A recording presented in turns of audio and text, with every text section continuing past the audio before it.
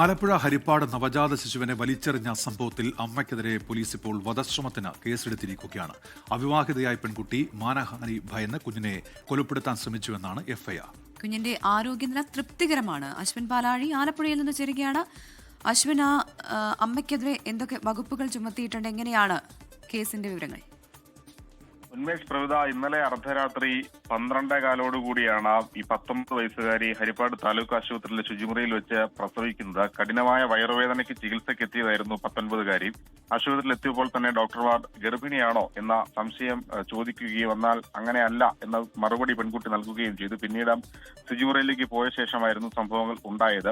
പ്രസവിച്ച ശേഷവും ഇങ്ങനെ ഒരു സംഭവം പ്രസവിച്ചിട്ടില്ല എന്ന തന്നെയാണ് പെൺകുട്ടി ആശുപത്രി അധികൃതർക്ക് മറുപടി നൽകിയത്. പിന്നീട് കുഞ്ഞുകുട്ടിയുടെ കരച്ചിൽ ബാത്റൂമിന് പുറകിൽ നിന്ന് പറമ്പിൽ നിന്ന് കേട്ടതോടെ അവിടെ പോയി നോക്കിയപ്പോഴാണ് ചോര കുഞ്ഞിനെ കണ്ടെത്തുന്നത്. പിന്നീടാണ് ഈ പെൺകുട്ടി പ്രസവിച്ചെന്നും ബാത്റൂമിലെ ജനലിലൂടെ ഈ കുട്ടിയെ പുറത്തേക്ക് വലിച്ചെറിഞ്ഞു എന്നുമുള്ള വിവരം അറിയുന്നത്. പിന്നീട് നടത്തിയ ചോദ്യം ചെയ്യലിൽ പൊക്കിൾക്കൊടി തനിയെ വലിച്ചു പറിച്ചാണ് കുട്ടിയെ ഈ ജനലിനകത്തൂടെ പുറത്തേക്ക് എറിഞ്ഞതെന്നടക്കമുള്ള കാര്യങ്ങൾ പറയുകയും ചെയ്തിട്ടുണ്ട്. കുട്ടി ഇപ്പോൾ വണ്ടാനം മെഡിക്കൽ കോളേജ് ആശുപത്രിയിലെ ന്യൂബോൺ ഐസിയുയിൽ തുടരുകയാണ്.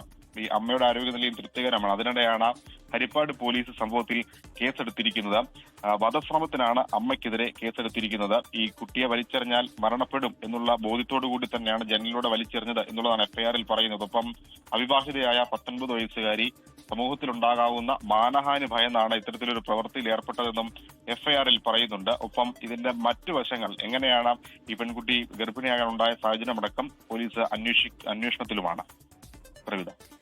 അശ്വിൻ പാലാഴിയാണ് വിവരങ്ങൾ നൽകിയത്. ഇന്നലെയാണ് 19കാരി പ്രസവത്തിന് ശേഷം കുഞ്ഞിനെ ജനലിലൂടെ വലിച്ചെറിഞ്ഞത്. കുഞ്ഞിനെ ആശുപത്രി അധികൃതർ കണ്ടെത്തുകയായിരുന്നു. പിന്നീട് ആ കുഞ്ഞിന് വേണ്ട ചികിത്സ നൽകുകയുമായിരുന്നു. ഇപ്പോൾ ആ അമ്മയ്ക്കെതിരെ കേസെടുത്തിരിക്കുന്നു എന്നുള്ളതാണ് വിവരം.